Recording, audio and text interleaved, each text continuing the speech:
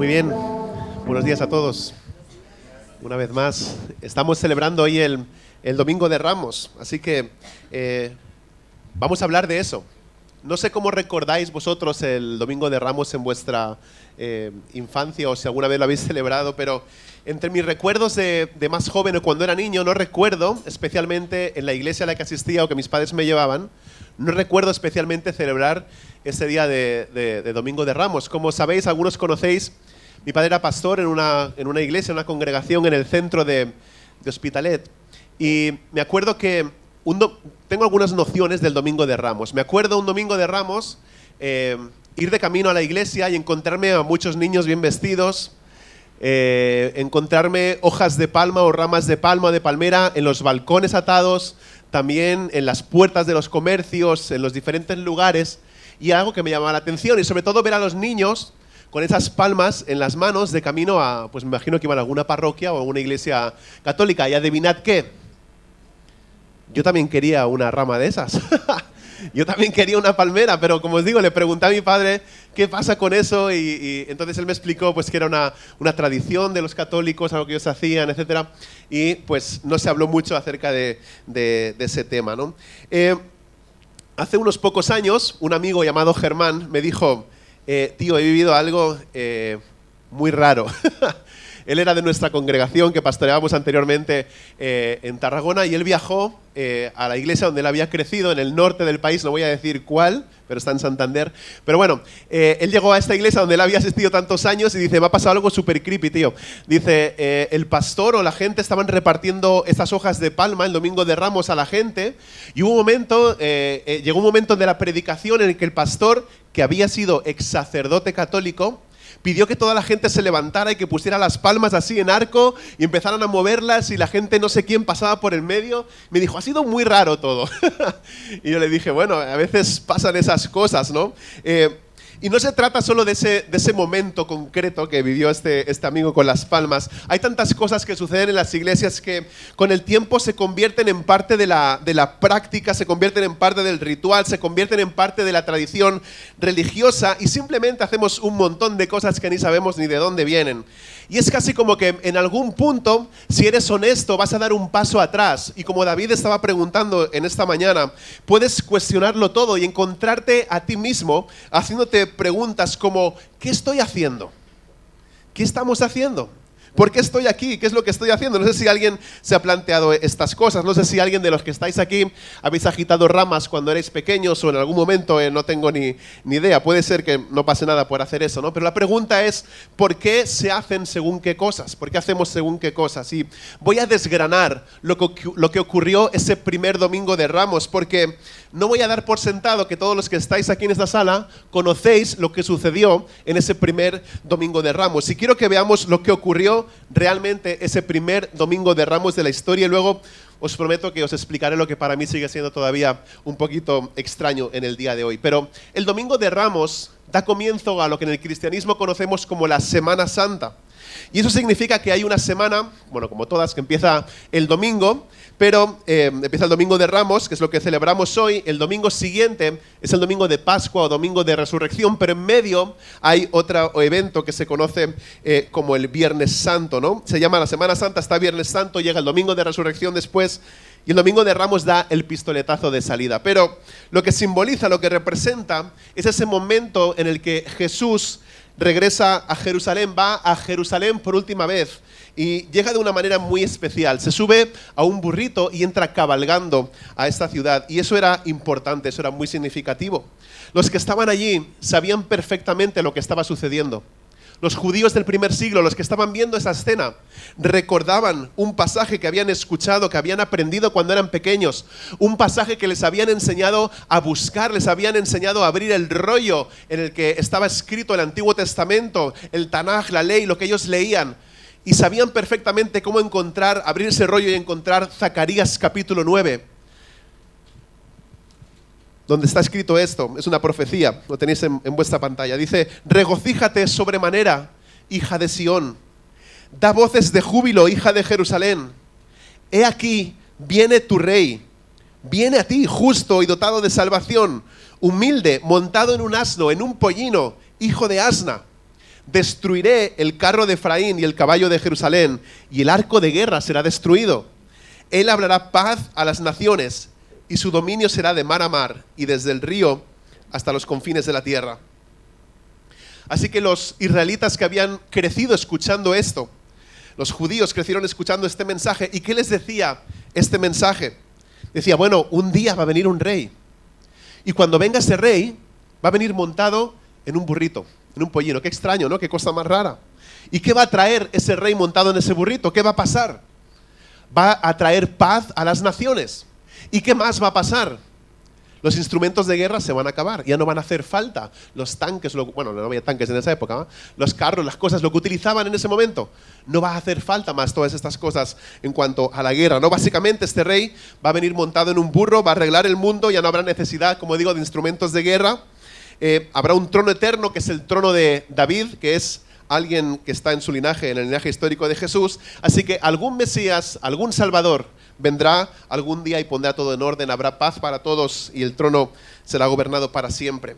Y el templo sería el centro de esa vida, de la vida de Dios, y estaría en medio de todas las cosas. Y el mundo sería como el pueblo judío pensaba que iba a ser, ¿no? Un mundo mucho mejor. Así que de nuevo en la escena quiero que te transportes a ese lugar. Jesús cabalga, entra cabalgando en ese burrito a la ciudad de Jerusalén. Pero antes de todo esto, Jesús mira a sus discípulos y les dice, quiero que vayáis a buscar ese burrito a un lugar, y cuando encontréis el burrito y os pregunten, ¿para qué queréis este burrito? Solamente contestad, mi Señor lo quiere, ¿no? O el Señor así lo ha pedido. O si os preguntan, ¿dónde vas con mi burro? Solo diles que el Señor lo necesita.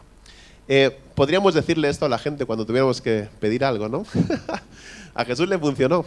Nos lo llevamos y decimos, el Señor lo necesita. Y a ver qué es lo que pasa. Bueno, Él hace esto, ¿no? Dice, el Señor lo necesita, se lo lleva. Así que le dan el burro a Jesús. Y Jesús muy estratégicamente se sube en ese burro y cabalga hacia Jerusalén, porque sabe que esto no es ningún truco, no es un espectáculo, no está haciendo algo para llamar la atención, no está haciendo tampoco algo que la gente no pueda descifrar. Qué cosa más rara, está entrando en un burro. No, como os digo, la gente sabía perfectamente lo que estaba pasando. Jesús sabe que en el momento en el que Él atraviese las puertas y entre a Jerusalén, la gente que está ahí va a reconocer perfectamente lo que está sucediendo en ese momento. Va a significar para toda la gente que aquellos que han estado esperando al rey, aquellos que han estado esperando un gobierno mejor, aquellos que han estado esperando la paz, aquellos que han estado esperando que terminen todas las guerras, aquellos que han estado esperando que termine la opresión del Imperio Romano, todos esos van a reconocer que este es el rey. Es el que viene con poder, como hemos cantado esta mañana. Así que Jesús se sube al burro y viene cabalgando, y mientras cabalga, la gente empieza a cantar. Y leemos esto en Marcos capítulo 11 y versículo 9. Dice, los que iban delante y los que le seguían. O sea, imaginaos ahí como en la iglesia de mi amigo Germán, ¿no? La gente con las palmas y empieza a gritar. Dice, los que iban delante y los que les seguían, con las palmas levantadas decían, Hosana, bendito el que viene en el nombre del Señor. Bendito el reino de nuestro padre David que viene. Hosana en las alturas. Empezaban a gritar eso. Así que la gente ve ese momento y saben exactamente lo que está pasando. Viene el rey y luego empiezan a enloquecer y como que se les va la olla, se forma una multitud ahí increíble. Toda la gente se junta en el lugar donde está Jesús cuando está entrando con el burro. Y la gente empieza a agitar las palmas y la gente empieza a poner en el suelo mantos para que el burro con Jesús encima montado pasen pisando esos mantos. Y esos mantos es como lo más valioso que tiene la gente. Y lo está tirando en el suelo para que Jesús pase por encima con ese burrito ahí montado, ¿no? Y están diciendo, está pasando. Y empiezan a citar también algo, pero esta vez no empiezan a cantar lo que dice en Zacarías, sino que empiezan a gritar otra profecía mesiánica que se encuentra en el Salmo 118. Que utiliza unas palabras muy parecidas, pero dice, te rogamos, oh Señor, sálvanos ahora. Imaginaros, ¿os podéis imaginar ese momento? Cientos de personas, miles de personas viendo a Jesús entrando a Jerusalén y gritando todos juntos, te rogamos, oh Señor, sálvanos ahora, te rogamos, oh Señor, prospéranos ahora. Bendito el que viene en el nombre del Señor. Estaban gritando eso continuamente. Y habla de Dios que tiene un trono eterno y la construcción de la paz y la bondad que es para siempre y todas las cosas preciosas que dice en ese Salmo 118. Así que lo que está pasando es un acontecimiento significativo, muy importante en la vida del pueblo judío del primer siglo, donde el rey llega cabalgando a la ciudad y hacen todas esas cosas. Fue un gran acontecimiento y la razón por la que fue un gran acontecimiento es porque en ese momento el pueblo judío, como os he dicho, estaba oprimido. No gobernaban su propia tierra, no tenían el rey que elegían, sino que desde Roma imponían una marioneta judía que pudiera controlarles según ellos querían. Así que estaban completamente oprimidos, eran gobernados por los romanos, habían revueltas, había rebeliones continuamente. Roma imponía con mano dura exactamente todo lo que tenían que hacer. Y como os he dicho, ellos ponían un gobernante para que al final hiciera lo que ellos quisieran. Y eso es lo que tenían. Su religión para ellos se sentía restringida, sus vidas estaban restringidas. Eran injustamente oprimidos por los romanos en todo tipo de formas diversas. Y seguían mirando y diciendo, esta cosa política tiene que cambiar. Nuestro órgano de gobierno tiene que cambiar, el mundo tiene que cambiar. Debemos convertirnos en una nación que se enfoca en Dios y que es capaz de trazar su propio camino.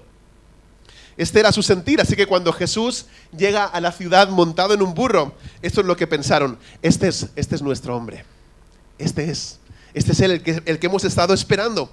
Y toda la gente está como, Dios mío, ha llegado el momento, no me lo puedo creer, ya ha llegado, es el día. Y forman esa procesión real, como os digo, y ponen esos mantos en el suelo que son preciosos y posesiones valiosas. Y el burro pasa por encima de esas palmas, por encima de esos mantos, de las palmas, coloca las palmas en el suelo, las mueven, las agitan, hacen un arco para que pasen por debajo, mientras cantan, Hosana, Hosana, bendito el que viene en el nombre del Señor. La palabra Hosana significa sálvanos. Eso es lo que significa la palabra Hosana. ¿Ves? Es raro para nosotros, ¿no? Porque cuando pensamos en la historia, nosotros no montamos pollinos o montamos en burritos ni entramos a las ciudades, ¿no? Si alguien de aquí entra en burrito a la ciudad, saldrás en las noticias, te harán fotos. ¿A dónde vamos? Esto es súper importante y es buenísimo ver todas las conexiones que hay aquí. No sé cuántos habíais escuchado la palabra Hosana y no sé cuántos conocíais el significado.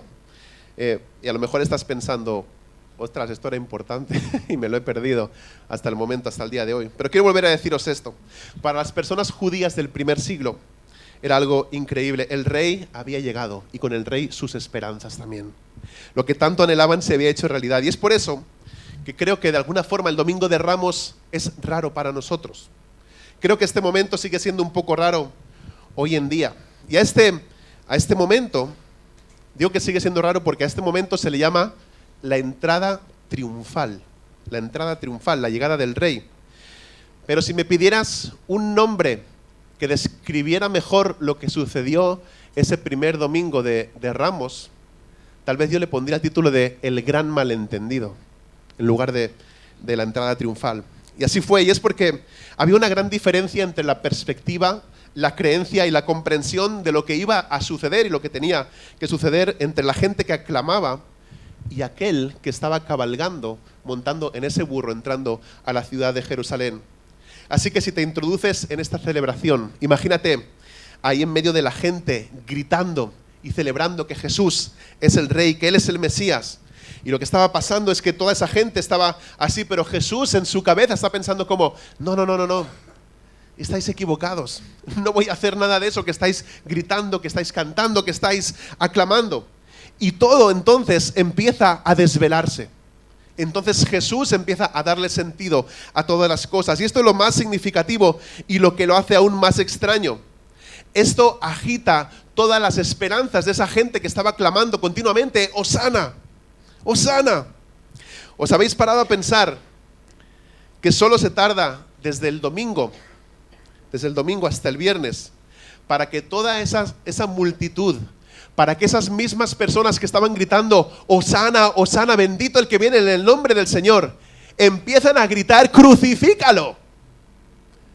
Solamente 5 días. para que la misma gente que está tirando sus ropas y sus posesiones para que Jesús pase por encima con ese burro y están diciendo: bendito, hosana el que viene en el nombre del Señor, bendito, este es nuestro rey, están diciendo. Y al cabo de 5 días prefieren que Jesús muera en la cruz en lugar de un asesino. Y empiezan a gritar en lugar de hosana: crucifícale, crucifícale. Son 5 días, solamente 5 días. Piensa en lo corto que es el periodo de tiempo desde la entrada triunfal hasta ese momento donde todos dicen: prefiero que muera él y que no muera un criminal. Prefiero que él esté muerto en lugar de un asesino. Y la historia, si no la conoces, dice que prefirieron liberar al asesino en lugar de a Jesús. Prefirieron hacer espacio para el asesino y dejar el lugar libre para que Jesús pudiera tener esa cruz que le correspondía al otro. Pero piensa en esto.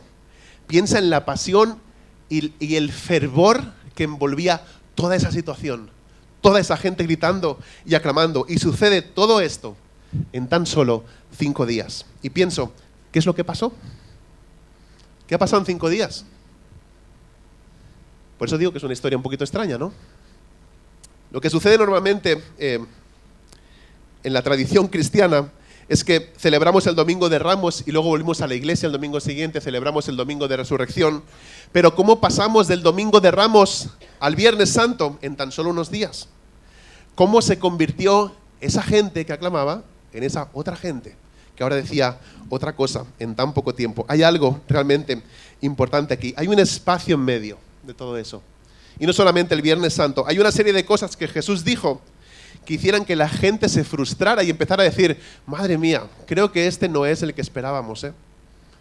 Todo esto que está diciendo y lo que está haciendo, creo que no es. Y se vuelve todo un poco loco. Y quiero ofrecer una respuesta a esta pregunta. ¿Cómo pasamos del Domingo de Ramos al Viernes Santo? ¿Cómo pasamos del Domingo de Ramos al Viernes Santo en tan solo unos días? Porque creo que la verdad es que si Jesús apareciera ahora, y no estoy diciendo que lo hiciera montado en un burro, no tendría tal vez el mismo significado, pero cualquiera que fuera el significado simbólico de lo que sería hoy en nuestra cultura, si de alguna manera viniera e hiciera algunas de las cosas que hizo, o las mismas cosas ahora, pero de una manera que importara y que entendiéramos nosotros aquí, me pregunto si nosotros seríamos diferentes a esa multitud. ¿Nos pasaría lo mismo? ¿Veríamos lo que está haciendo o estaríamos tan cegados por nuestra propia expectativa de lo que Jesús debería hacer que realmente no llegaríamos a reconocer quién es Él? ¿Qué pensáis? Creo que es una pregunta importante. Fueron las personas que tenían el mayor sentido de expectativa religiosa de lo que Él debería ser, las que estuvieron más ciegas ante Él solamente unos días después de haber estado aclamándole. Así que, ¿cómo llegamos del Domingo de Ramos al Viernes Santo en tan solo unos días? Lo que pasó es que todo su sistema religioso se vino abajo. Por eso es que se vuelven todos en contra de Él, todos en contra de Jesús. Cuando te metes con la religión de alguien, cuando te metes con algunas de las cosas importantes de la religión de otras personas, con las cosas que practican, con las cosas que piensan, con las cosas que dicen, las cosas centrales sobre cómo funciona Dios, sobre quiénes son, qué están haciendo en esta tierra, qué es lo que está bien, qué es lo que está mal, etc. Cuando te metes con la religión de alguien, te metes con el sistema de seguridad de alguien. Porque la gente está arraigada a ciertas creencias. Y si tambalean en esas creencias, te estás metiendo con el sistema de seguridad de esa persona. Es así, terminas desordenando su sentido de seguridad, pero empiezan a preguntarse: ¿y cómo funciona entonces el mundo, no? ¿Y será que estoy haciendo bien? ¿Será que no lo estoy haciendo bien? ¿Esto es lo que Dios quiere realmente? ¿Será que esto es bueno o esto es malo? ¿O cómo es esto? Y no solo se tambaleó su sentido de seguridad aquí, sino que hizo tambalear el sentido de seguridad que tenían los judíos en cuanto a la eternidad. ¿Sabes? Cuando te metes con la religión de alguien, cuando empiezas a cuestionar las cosas que piensan, cuando haces que las personas piensen en otras cosas que tal vez nunca han pensado, se sienten amenazados. Y si pudiéramos poner a esas personas y hacerles un tag cerebral, un escáner en el momento en que tú les estás diciendo cosas acerca de sus creencias, Se encienden los mismos lados en el cerebro que si tú les estuvieras amenazando con un cuchillo y estuvieran temiendo por su vida. ¿Por qué? Porque el sistema de seguridad tambalea. Cuando te metes con la religión de alguien es cosa seria y causa mucha tensión, y esto es lo que vemos. Amigos míos, ¿cómo llegamos de la celebración del Domingo de Ramos al Viernes Santo, al momento de la cruz?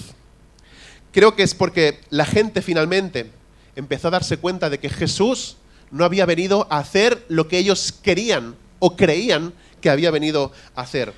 Y eso fue profundamente inquietante para ellos, porque Jesús deshace lo que ellos tenían montado hasta ese momento.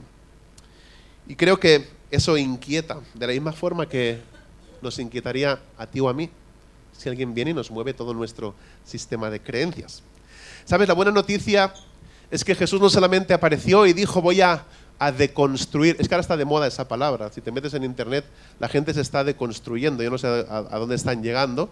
Empezó con la cocina, si os acordáis, había una porquería ahí que parecía, no sé qué, sabíamos que era eso, y era una tortilla que estaba deconstruida, era un trozo de huevo con cáscara, yo no sé qué historias hay. Están haciendo lo mismo con la fe y con la religión, deconstruyendo, es decir, diciendo que todo tu sistema religioso en el que has basado todas tus creencias, te lo tienes que cuestionar todo, porque seguramente hay gran parte en la que estás equivocado. Pero Jesús no viene a deconstruir. Jesús viene a quitarles algo, pero no a quitarles algo simplemente. Jesús viene a quitarles algo para darles algo mejor, algo mucho más importante. Jesús aparece y esencialmente dice, voy a deshacer algo de esto, voy a quitarte algo que tienes, pero inmediatamente quiere darte algo mucho mejor. Y aquí está el punto. Lo que Jesús hace es desafiar el mismo sistema en el que la religión judía fue construida, y que es el modelo del templo y el sistema del templo. Y finalmente dice, hay algo mejor, hay algo más, y soy yo. Está hablando de Él, de Jesús. Para lo que vas al templo, quiero que vengas a mí, es lo que dice Jesús. Lo que buscas en el templo, quiero que empieces a buscarlo en mí, en mi persona. Lo que buscas en la tradición religiosa y en la práctica religiosa y en todas esas cosas, necesito que dejes de relacionarte con todo eso y que empieces a relacionarte conmigo y a confiar en mí. Y voy a empezar con la primera pregunta. ¿Qué es lo más importante que puedes hacer para que te ayude con todo esto, para que te ayude a superar todo esto? Porque eso trastornó a la gente y era muy inquietante. Así que en este Domingo de Ramos, con todos vosotros, quiero hacer dos cosas. En primer lugar, quiero explicar qué es el Domingo de Ramos, porque pienso que es importante para que tengamos una idea general de lo que es este acontecimiento y por qué celebramos este día. Pero en segundo lugar, quiero utilizar el tiempo que me queda aquí para hablar de esto. Quiero que exploremos juntos lo que Jesús estaba deshaciendo y que llevó a la gente a rebelarse contra Él. Para que podamos abrir los ojos y que podamos decir, bueno, si Jesús entrara en este momento en nuestra vida, de la misma manera que lo hizo en aquel momento, ¿veríamos a Jesús con claridad?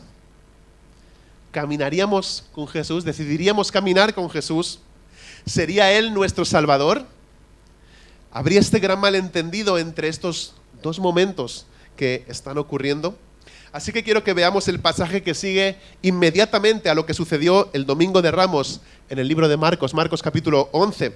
Si tenéis vuestras Biblias, las abrís, y si no, pues está también ahí en la pantalla. Marcos 11:11. Jesús está entrando a la ciudad montado en un burro, ¿vale? Todo esto que he hecho hasta ahora era la introducción. Jesús entra a la ciudad montado en un burro. Y pasa esto. Y entró en Jerusalén, llegó al templo, y después de mirar a su alrededor, salió para Betania con los 12, siendo ya avanzada la hora.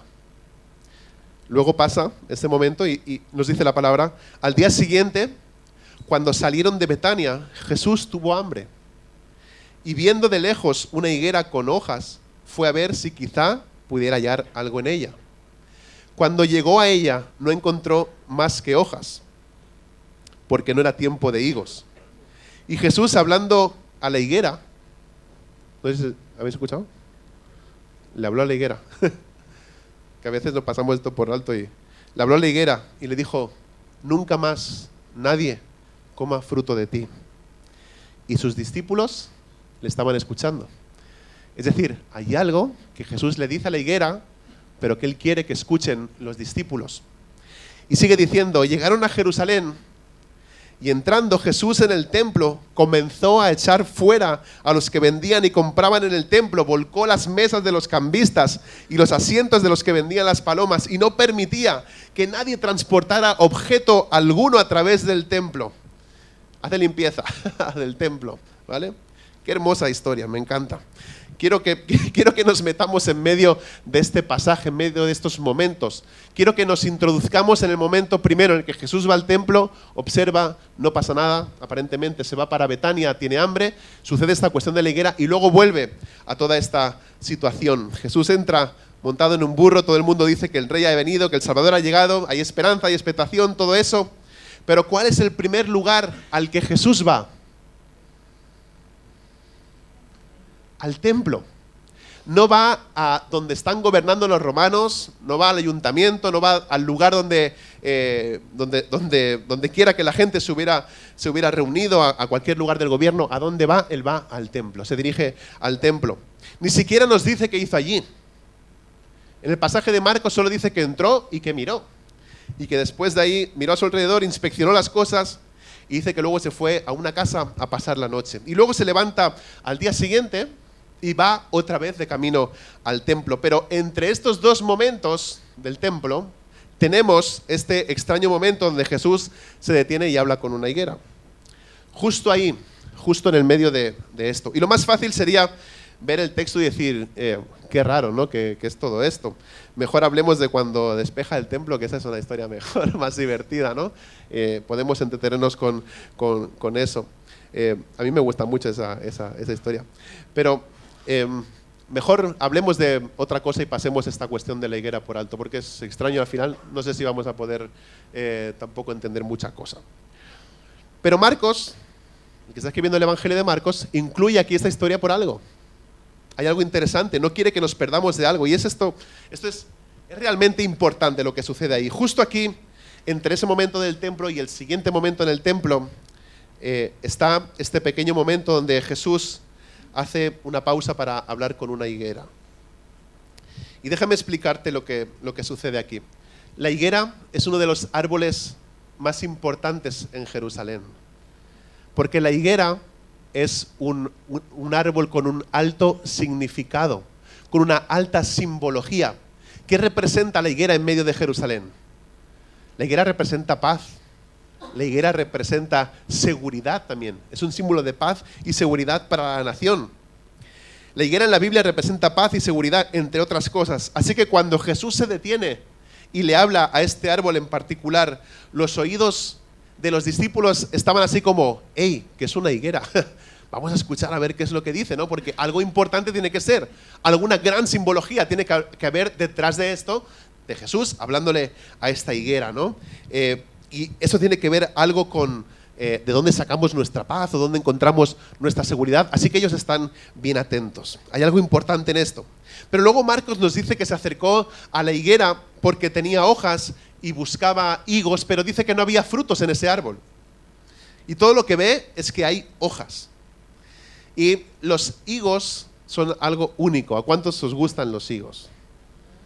Están buenísimos los higos, ¿no? No vamos a hacer una clase de inmersión aquí ahora culinaria en cuanto a los higos y en cuanto a los beneficios de comer higos. Sí que tiene esa fruta, eso se lo dejamos para otros, ¿no? Pero los higos tienen la particularidad de que el fruto llega antes que la hoja. Va como al revés de los demás árboles. Los demás árboles ves que tiene la hoja, sale la flor y sale el fruto. En la higuera es al revés, en la higuera sale primero el fruto y después aparecen las hojas. Esto sucede en Israel 2 veces al año. Y lo que termina sucediendo es que el fruto empieza a desarrollarse, luego las hojas siguen y todo el conjunto de ese árbol empieza a madurar. Así que cuando Jesús se detiene en el árbol y ve que es un árbol que está lleno de hojas y se acerca para buscar los higos, tiene la expectativa de que en ese árbol va a haber higos, pero resulta que no lo hay, no encuentra ninguno. Hay 2 razones por las que podrían no tener higos. 2 razones por las que podrían no tener higos. La primera es porque alguien hubiera llegado antes. y se hubiera llevado los higos y se lo hubiera comido o los hubiera tirado por ahí, o yo qué sé qué podía haber hecho con eso, así que ahora no queda nada. Y la segunda posibilidad es que ese árbol nunca dio fruto. Esa puede ser la segunda. Podríamos estar años hablando acerca de la higuera. Podríamos hacer muchas predicaciones acerca de la higuera. Hay un montón de gente que empieza a hablar de las cosas arqueológicas que han encontrado y más cosas, y eso sí que han hecho inversiones profundas en el tema de la jardinería y de la higuera y de todo ese fruto, pero de todos modos lo que importa aquí es que Jesús se acerca a una higuera que se supone que tenía que dar fruto o tener fruto, pero resulta que no lo tiene. Y la mira, y en respuesta a esto, no teniendo lo que se suponía que debía tener, no dando ningún fruto, la maldice. No sé si le gritó en ese momento, no sé, yo si pienso en eso me hace gracia. A lo mejor estoy un poco tonto, pero cuando pienso en Jesús hablándole a una higuera, pues a mí esa situación me hace gracia, me provoca gracia. Digo, no sé, ¿qué estaría haciendo? Si yo estoy en ese momento y veo a Jesús hablándole a la higuera, no sé, algo raro estaba pasando ahí en ese momento. Y no sabemos realmente cómo sucede, pero no sé si le habló muy duro a la higuera o cómo se lo dijo, pero amable no fue. No fue amable con la higuera, no le habló amablemente. Dijo que nadie vuelva a comer fruto de ti, jamás, nunca, nadie más. Y lo hace de manera que los discípulos pueden oírlo. Así que vamos a pensar en esto por un segundo. ¿Qué estaba pasando en ese momento? Un par de opciones también. Tal vez Jesús se despertó ese día con mucha hambre. Bueno, dice que tenía hambre, dice ahí la palabra, que tenía hambre, ¿no? Tal vez se despierta con mucha hambre, así que como llega y encima no hay nada para comer, Jesús empieza a enfadarse y bueno, voy a buscar higos porque ya no me aguanto el hambre, y ve el árbol, se acerca, resulta cuando se acerca no tiene los higos y es como que, ¿esto es broma o qué? ¿Qué está pasando aquí? Con el hambre que tengo, aquí no hay ningún higo. ¿Qué es lo que pasa, no? Y entonces empieza a gritarle al árbol. Y Marcos creo que ve esto también cuando lo escribe, y me parece que le quiere dar risa también, pero dice, voy a dejarlo grabado aquí, en este evangelio mío que es muy corto y muy conciso y muy preciso, voy a dejar registrado aquí esta historia de Jesús que se acerca a la higuera y que no encuentra nada y que le grita, ¿vale? Para que todo el mundo sepa acerca de esta historia. Esta es una opción.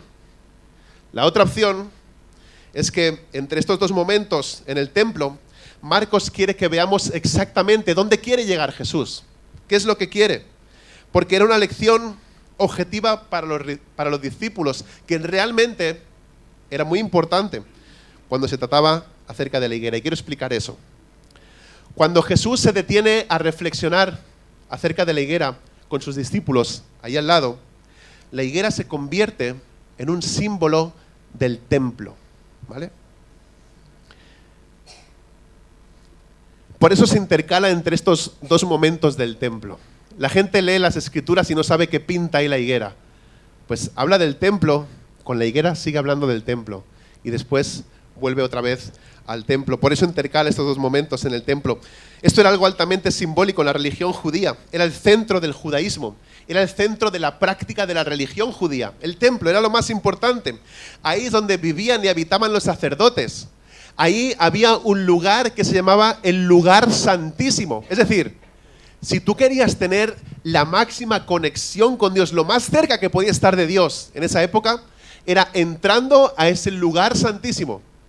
Cosa que no tenías permitido porque solo el sumo sacerdote podía entrar una vez al año.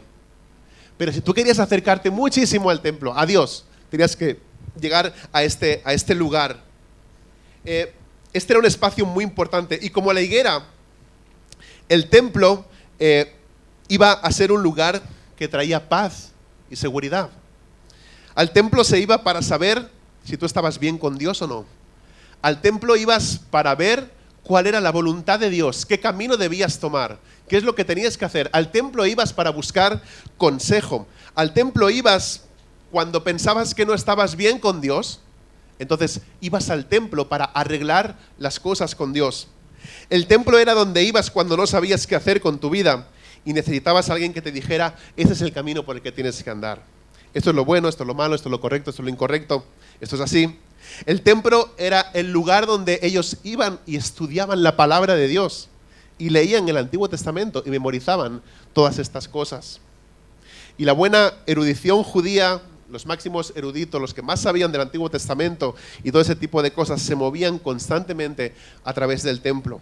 Al templo se iba como fuente de paz y seguridad para tu práctica religiosa. Es el centro, era el centro de la vida, era el centro del judaísmo. Es donde ibas para saber lo que es puro, lo que es impuro, lo que no, lo que es limpio, y para ver si vivías correctamente. Y Jesús mira la higuera en un momento en el que se supone que debería dar fruto, que debería tener fruto, y dice que no hay frutos en ese árbol. Está sano el árbol, tiene hojas, se ve bien, pero no está haciendo lo que se supone que debe hacer. Y entonces lo maldice y dice que nadie vuelva a comer jamás de ese árbol. No dice que todo el mundo haga una pausa en este momento y volveremos el año que viene a ver si el árbol tiene fruto o no tiene fruto. Lo que dice realmente es, se ha acabado, se terminó. Que nadie vuelva a comer de esto. Y de nuevo, lo que Jesús está diciendo es que cuando se trata del templo, cuando se trata del sistema religioso, cuando se trata de las prácticas y todas las formas en que basas tu vida y arraigas tu vida, y te arraigas a eso no está produciendo el fruto deseado, no está produciendo el fruto que estás buscando. Vas a tener que buscar tu alimento espiritual en otro lugar. Eso es lo que dice Jesús, pero está hablando de sí mismo, está hablando de Él. Por eso dice, nadie vuelva a comer jamás fruto de ti. ¿Os dais cuenta de lo importante que había sido esa afirmación en ese momento? ¿Te imaginas ser una persona judía del primer siglo, con tu sistema religioso, con tus prácticas, con todo montado, y que Jesús está diciendo que eso ya no sirve? ¿Os dais cuenta ahora por qué la gente se rebeló contra Él? ¿Sí?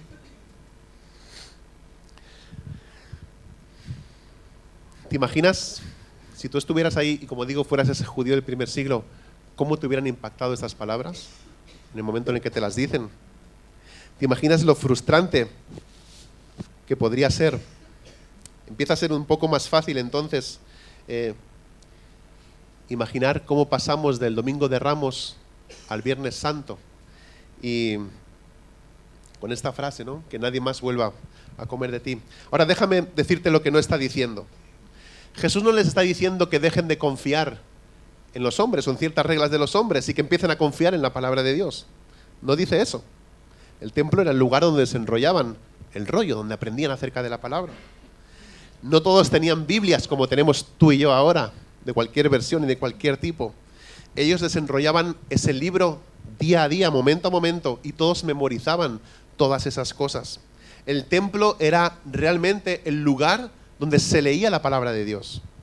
Jesús no está diciendo, has sido víctima de una falsa enseñanza en el templo, así que vete de ese templo y búscate otro.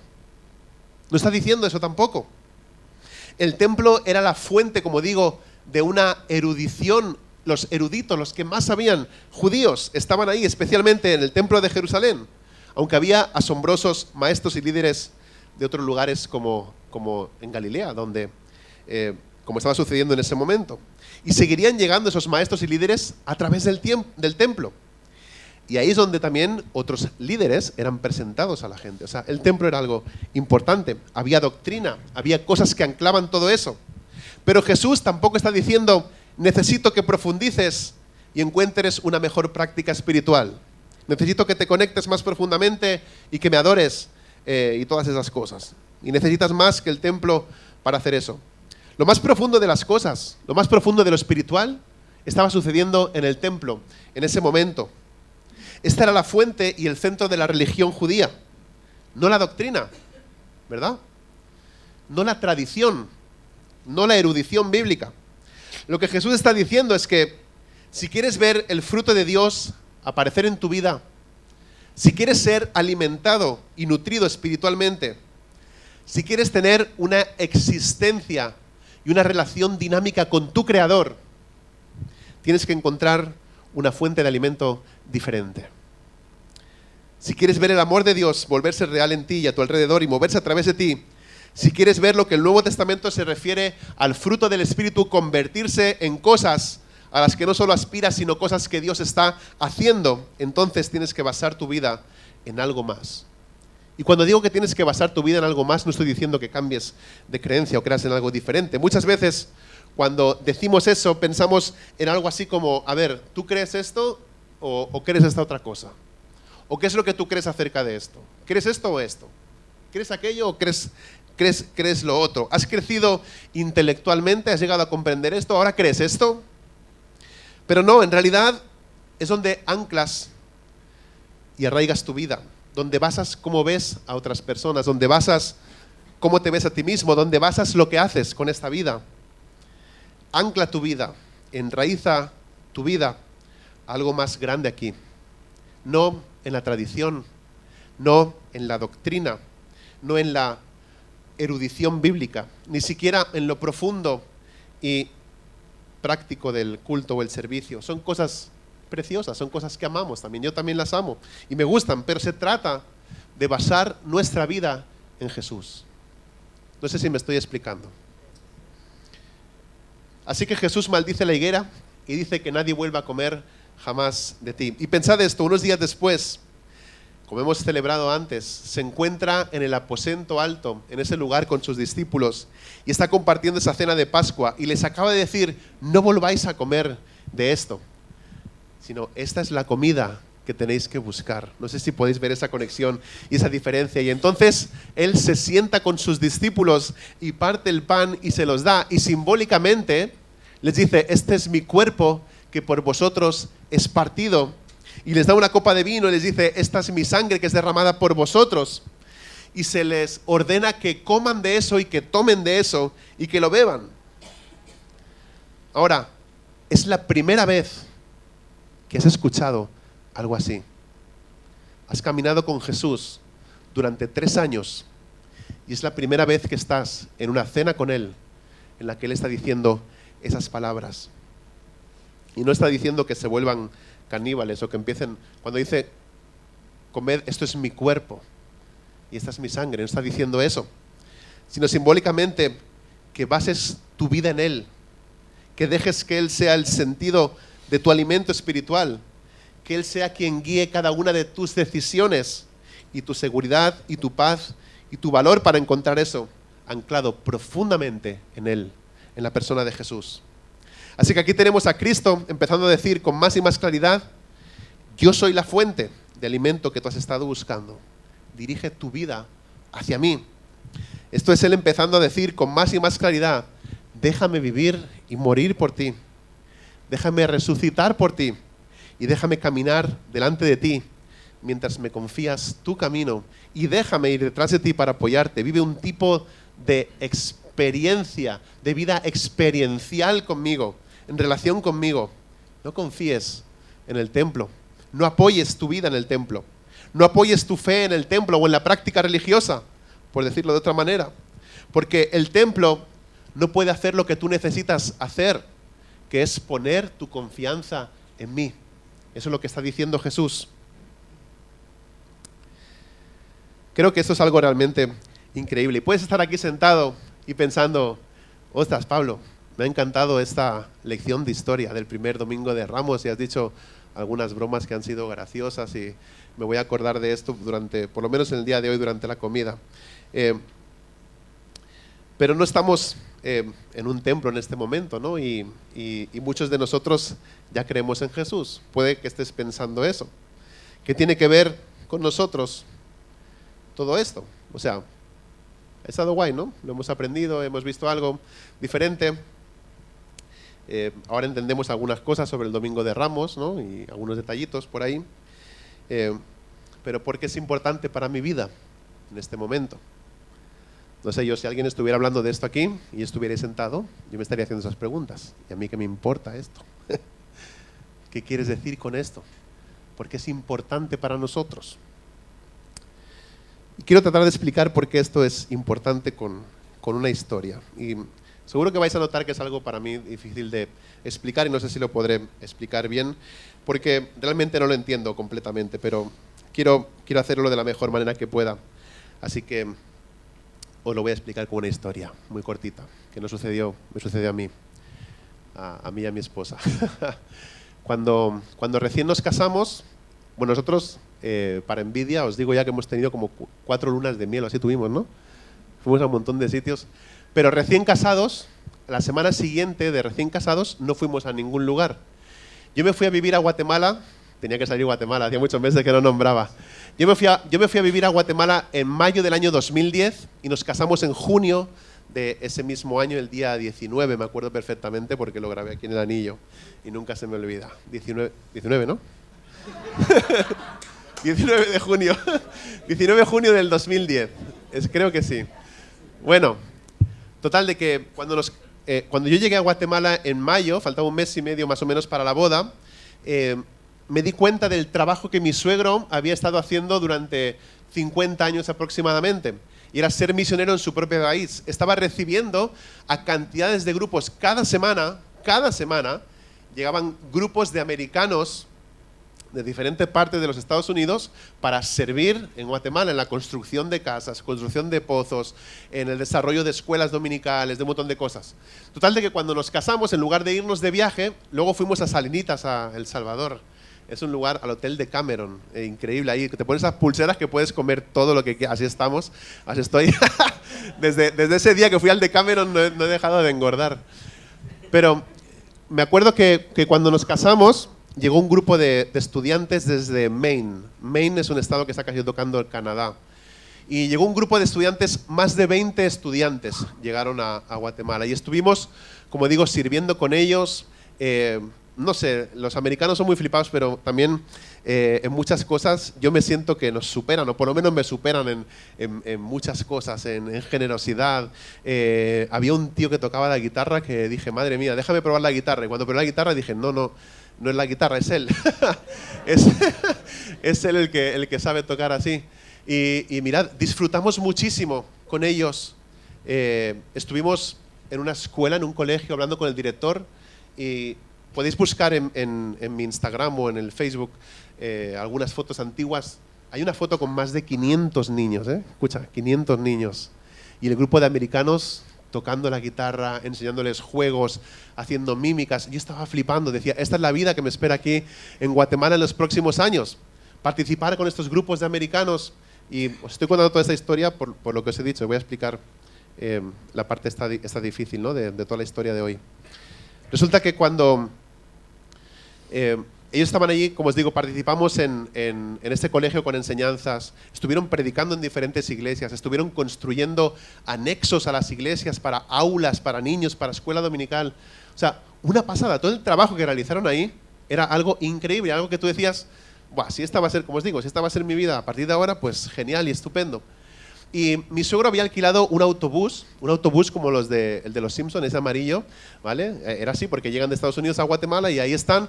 Era un autobús enorme, iba lleno de gente, los 20 que habían venido, más otros maestros, más otra gente más mayor que venía de la iglesia de Lincoln Park en Tennessee. Bueno, el autobús estaba lleno de gente y estamos ahí, Dulce y yo también, estamos hablando con ellos. Y ellos están hablando de que después de que terminen ahora y vuelvan a Maine, algunos están pensando estudiar en Tennessee. Y entonces yo les digo, hey, en este mes y medio que ya llevo en Guatemala, he conocido gente de Tennessee y he conocido iglesias buenísimas allí. ¿A qué iglesia os gustaría ir allí en Tennessee? Y se me quedan mirando y no me hacen ni caso. Y siguen hablando de sus cosas.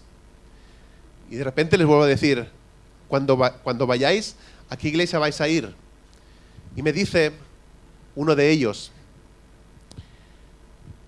nosotros, por lo menos este grupo, cuando regresemos a los Estados Unidos, ya no vamos a ir a ninguna iglesia. Y yo me quedé como, ¿qué está diciendo este? No, después de todo lo que hemos vivido, o sea, una cosa impresionante que se te erizaba la piel, ver a esos niños, las canciones que cantaban, que aprendimos, cómo predicaban. Y la respuesta de ellos es, ya no vamos a ir a ninguna iglesia, porque eso de la iglesia ya forma parte de otra etapa en nuestra vida. No creo que para la siguiente etapa en nuestra vida necesitemos la iglesia. Yo me quedé muy sorprendido, me quedé loco. Aunque Dulce ya me había advertido y me había dicho, como ella llevaba toda la vida sirviendo de esa forma, me dijo, no te emociones porque muchos de estos que ves aquí no son ni creyentes. Y a mí me dolía escuchar eso y dije, ¿cómo mi mujer puede decir esto? esta gente que está cantando, que está dirigiendo alabanzas con los niños, que está enseñando un montón de cosas, ¿cómo puedes decir que ni siquiera son creyentes y que tengamos cuidado?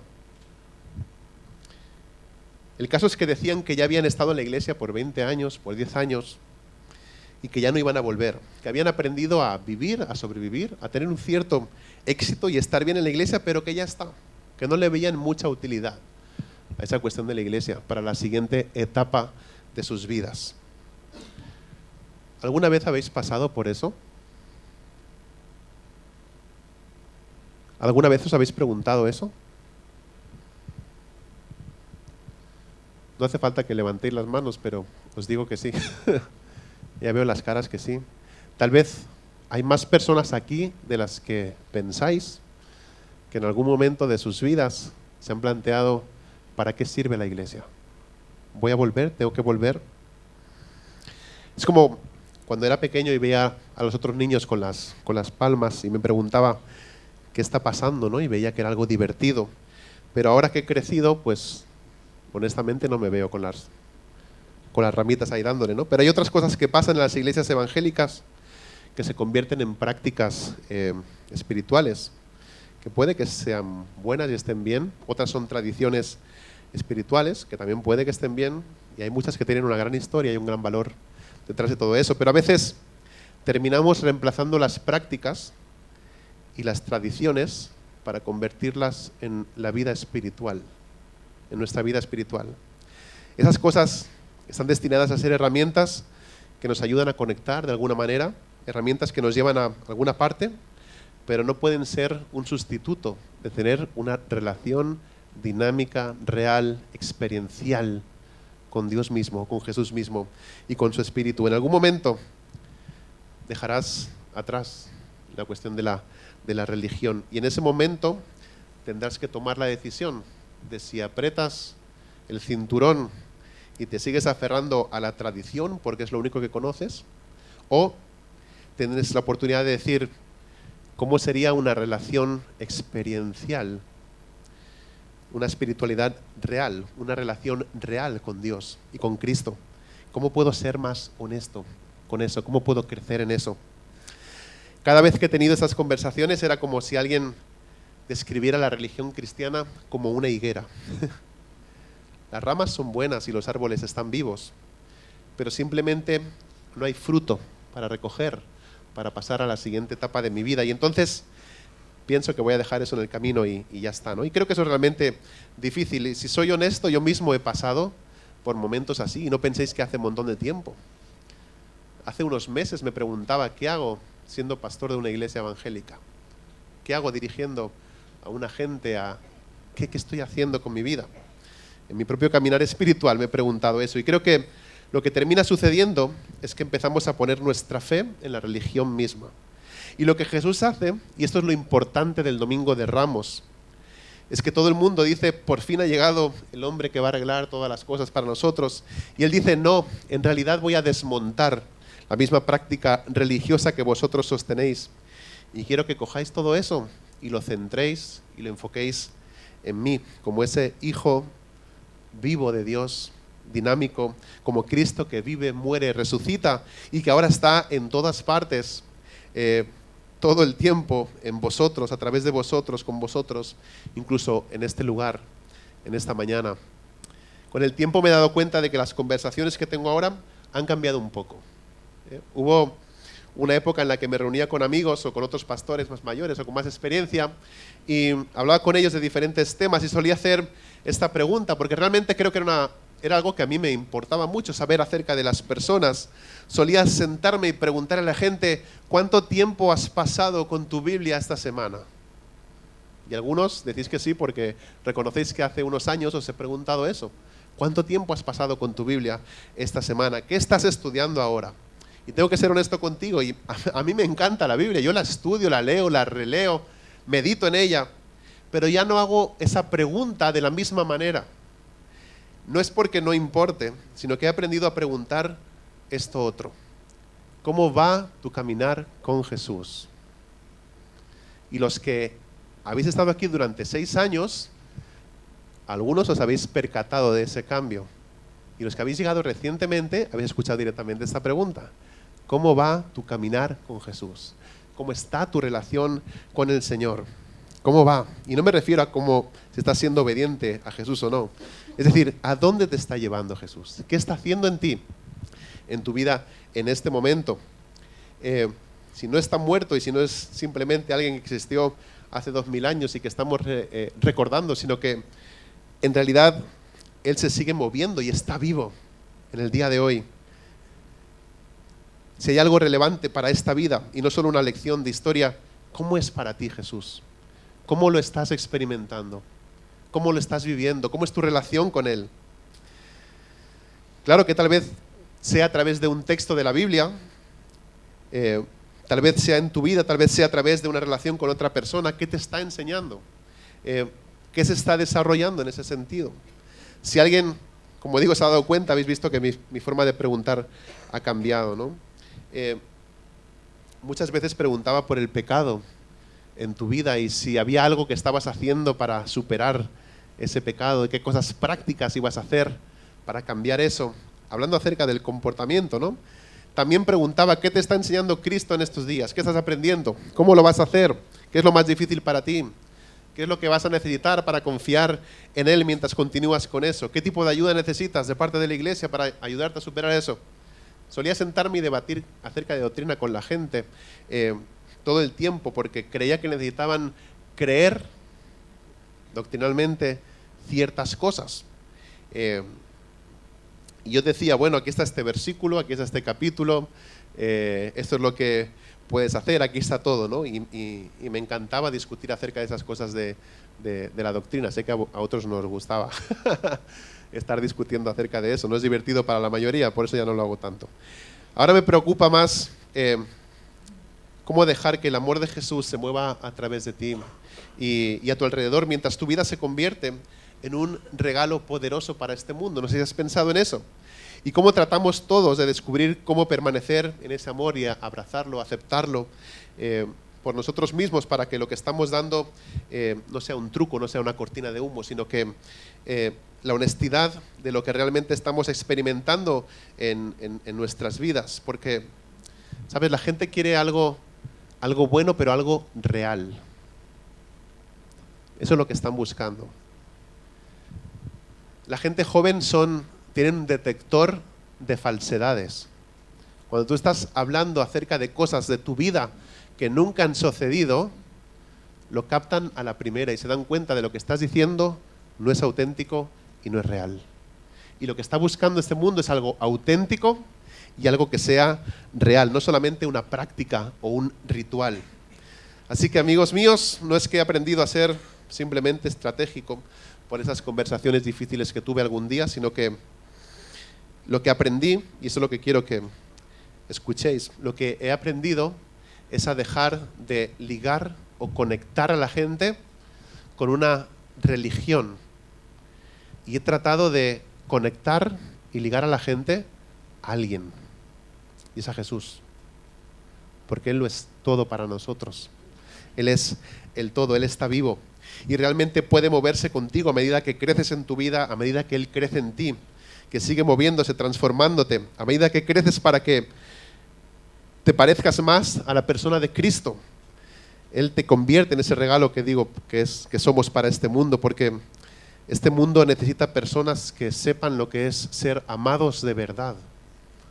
El amor cristiano, el amor auténtico, que sepan qué es lo que es dar amor de verdad y entrar en todas esas rarezas e incomodidades y convertirte en una expresión única y hermosa de Cristo. Y esto es lo grande, es lo bueno y lo precioso. Cada una de vuestras vidas tiene un sentido de trayectoria. Y no estás aquí solamente porque hay un patrón de conducta que te dice que los domingos hay que venir a la iglesia. Si lo estáis, pues te animo a que profundices en eso. Y te reto a que encuentres respuestas a estas preguntas o que empieces a hacértelas. Dios, ¿qué estás haciendo en mi vida? Pregúntate eso. Dios, ¿qué estás haciendo en mi vida? Dios, ¿qué estás haciendo a través de mí? Jesús, ¿qué quieres enseñarme hoy? Jesús, ¿a dónde quieres llevarme? Y si alguien te dice, son muchas preguntas, yo paso, pues empieza solamente con una. Coge una de ellas. Ya termino. Me encantaría que encontraras a otra persona en tu vida para poder tener estas conversaciones. Me encantaría que encontraras a otra persona en tu vida a que pudieras mirar y pudieras decirle, ¿estás dispuesta a hacerme un par de preguntas y que yo te haga un par de preguntas a ti también? Y dile, ¿qué te está enseñando Cristo? ¿Hacia dónde te lleva Jesús en este momento? Y puede que te respondan, no lo sé, ni siquiera he pensado en ello. No pasa nada. Tenemos que salir de esa mentalidad de que hay una respuesta correcta o incorrecta para todo. Solo acompaña a esa persona en su caminar espiritual y que esa persona te acompañe también en el tuyo. Y eso es lo que creo, que Cristo está vivo, que Cristo es dinámico, que Él se está moviendo, que está activo en esto. Y si todas estas preguntas y planteamientos hacen que vayas a las Escrituras, a un texto y digas, quiero profundizar más en esto, pues ves y cómete las Escrituras. Y si estas preguntas hacen que tus labios se abran y que quieras adorar a Dios más en profundidad, pues ves y hazlo. Haz lo que Él te está pidiendo. Si a través de todo esto sientes que hay algo artístico también que te está llamando a hacer, hazlo. Si Él te mueve a hacer eso, hazlo. Si eso que te inspira a hacer algo más, como una práctica espiritual u otra cosa, hazla también. Si te inspira a relacionarte con más personas y decir, necesito a más gente en mi vida, haz eso también. Pero que sea porque hay algo que significa seguir a Cristo, que te lleva a alguna parte. Amigos, necesitamos más que una práctica religiosa que ancle nuestra vida en este momento. Necesitamos una relación experiencial. Necesitamos comernos a Cristo, necesitamos beber de Él. Lo necesitamos en profundidad. Necesitamos ese tipo de espiritualidad dinámica que crezca en nuestras vidas. De enero hasta ahora hemos cambiado nuestra reunión de oración y estudio bíblico. Se llama Experimentando a Dios. Y quiero preguntarte algo. Los que habéis estado, ¿cuántos habéis notado un cambio en vuestras vidas? Decid la verdad. ¿Podéis levantar la mano? Gracias a Dios. Gracias a Dios. ¿Por qué? Porque estamos experimentando a Dios. Estamos buscando más de Él. Y eso no quiere decir que no estudiemos la palabra. Pero quiere decir que tal vez ciertas fechas y acontecimientos y cosas, está bien saberlas, pero no son el centro de lo que creemos. Necesitamos a Jesús. Necesitamos que Dios crezca en nosotros a medida que avanzamos hacia estas cosas preciosas que Dios tiene para nosotros. Que experimentemos a Dios algún día, ahora, siempre. Vamos a orar.